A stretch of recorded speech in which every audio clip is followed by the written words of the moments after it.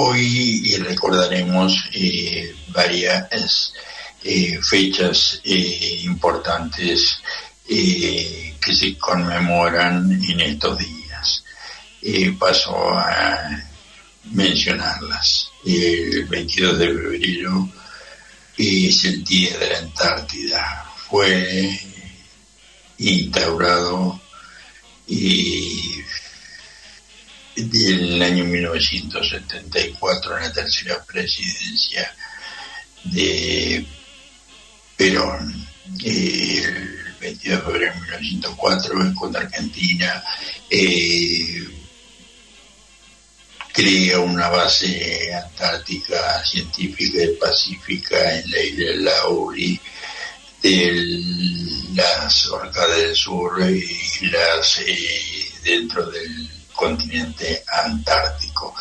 Pues la Antártida es un continente que no es propiedad de ningún país a partir del año 59 y puesto en vigencia en el año 61. El 22 de febrero es el Día de la Antártida. Argentina ya tuvo presencia desde el año 1902 y es el único país que mantiene una base permanente en la Antártida. En 1959 se firmó el Tratado Antártico, luego hay protocolo antártico que establece que la finalidad de la participación de los países en el continente antártico debe ser pacífica y científica. Originariamente había 12 signatarios del Tratado Antártico, entre los que se incluía Argentina, Chile, Unión Soviética, Estados Unidos, Gran Bretaña, Sudáfrica, etc.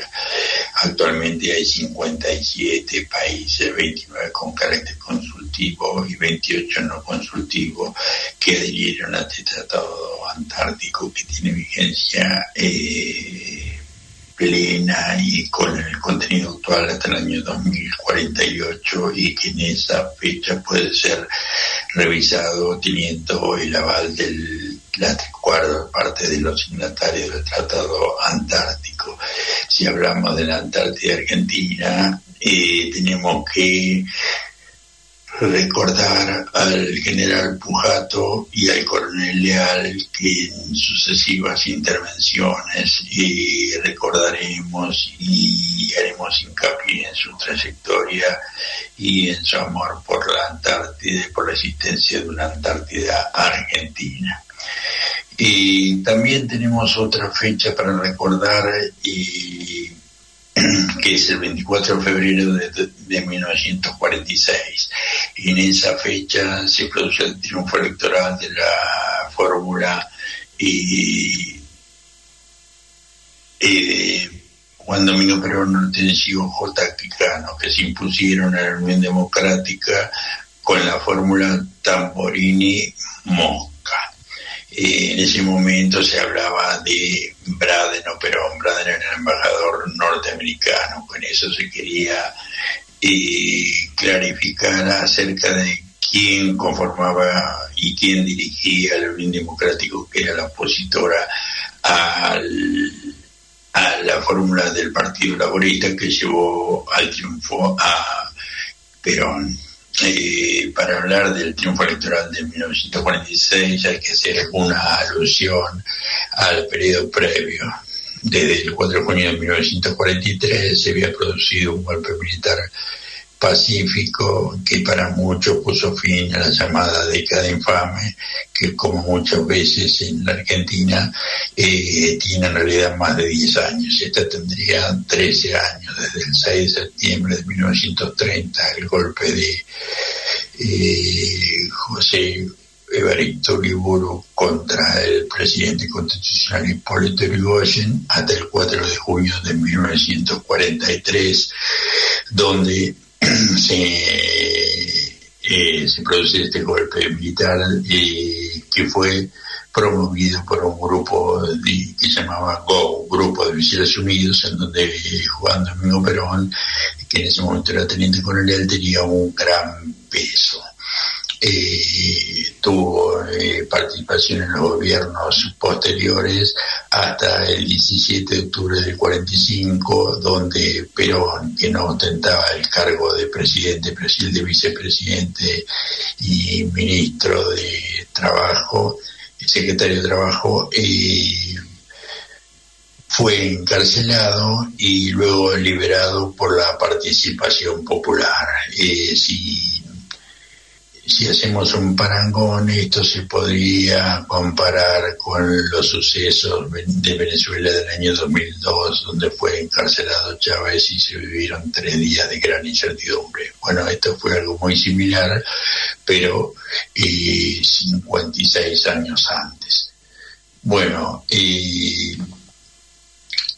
ahora es conveniente recordar esta fecha porque desde 1930 no había elecciones libres y democráticas en Argentina. Hay que recordar también que en esta elección participaban solo los varones porque el voto para las mujeres se instauró en 1947 y fue hecho efectivo en 1951 en las elecciones presidenciales y bueno, así cambió la realidad porque cuando se habla de universalidad o democracia plena, no existe si en un país las mujeres no votan o existen esclavos o siervos.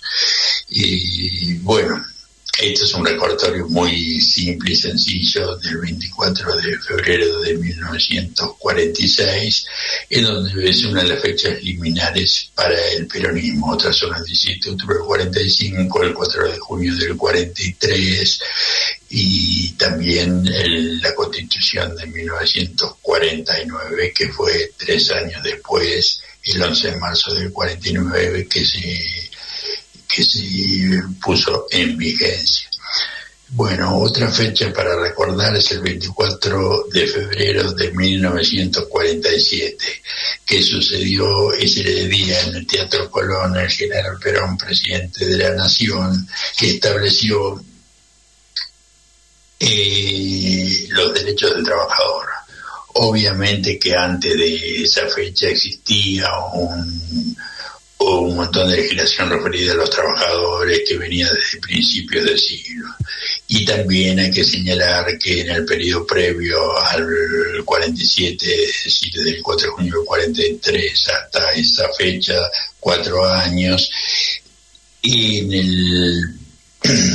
en el peronismo se había avanzado mucho en la cuestión social y laboral. Por ejemplo, el estatuto del peón y la generalización del aguinaldo eran previas al triunfo electoral y al ascenso del peronismo a través del Partido Laborista como nuevo gobierno. Y la crítica que hace el Perón es que no existía un corpus orgánico y tampoco existían ratificados todos los derechos. Bueno, en esa fecha, por ejemplo, se incluyen el derecho al trabajo, a una retribución justa, a la capacitación laboral, a las condiciones dignas de trabajo dentro la preservación de la salud, una retribución justa, al derecho a la seguridad social.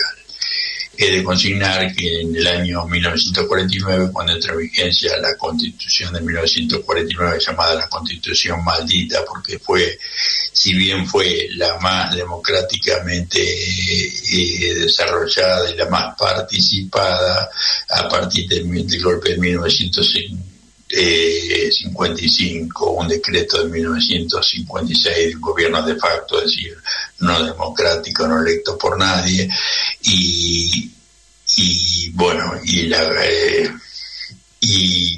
la reforma del año 1957, y esta Constitución desapareció de la Argentina y de la faz de la tierra.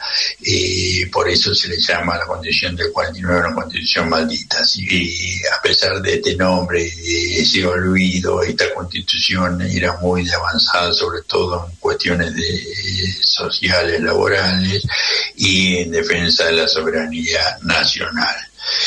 Y bueno, y otra fecha por último para mencionar es la del 25 de febrero de 1970 38. ¿Qué pasó en esa fecha? Nace José Francisco de San Martín y Matorras en Yapeyú, provincia de Corrientes, territorio en ese momento del Virreinato del Río de la Plata, recientemente creado. Y San Martín, bueno, fue uno de los la patria grande latinoamericana, de nuestra patria indo-afroamericana, de nuestra América, de Latinoamérica como le llaman muchos, aunque en realidad es mucho más indo y afro que latina. Y bueno, ¿qué pasó después de 1778? Bueno, San Martín creció, estuvo en España muchos años y regresó el 9 de marzo de 1812. A poco creó el regimiento de granaderos a caballo, tuvo la victoria en el combate de San Lorenzo en febrero de 1813 y después, bueno, más conocido por todas las campañas del Ejército de los Andes que abarcó Chile, Perú, los hechos de Guayaquil, en donde se reunió con Bolívar y no se sabe con precisión, pero a partir de ahí quedó un mando unificado con la cabeza de Simón Bolívar para la libertad de América, y San Martín se retiró, incluso se fue fuera de la Argentina y se retiró a Francia, donde vivió en Granbourg y Boulogne-sur-Mer hasta el 17 de agosto de 1850, cuando a la edad de 72 años falleció en Francia. Bueno, recordar a San Martín lo haremos muchas veces como recordar a Simón Bolívar, porque para mí y para mucha gente fueron los dos grandes libertadores de América.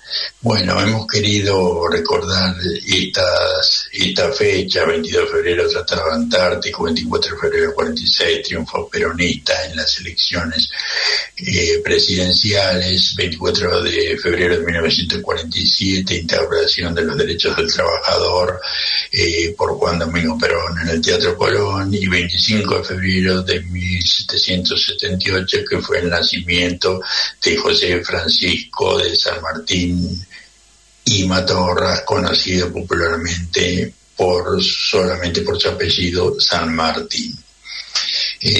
Bueno, seguiremos en este programa recordando fechas y recordando figuras, porque para nosotros la historia es fundamental. Para interpretar el presente y organizar el futuro es conveniente recordar el pasado, con sus virtudes, sus defectos, sus avances y retrocesos. Pero la historia es fundamental. El olvido nunca es bueno. La investigación histórica sirve para conocer los hechos del pasado, interpretar el pasado y ayudar a un mejor presente y sobre todo a un mejor futuro.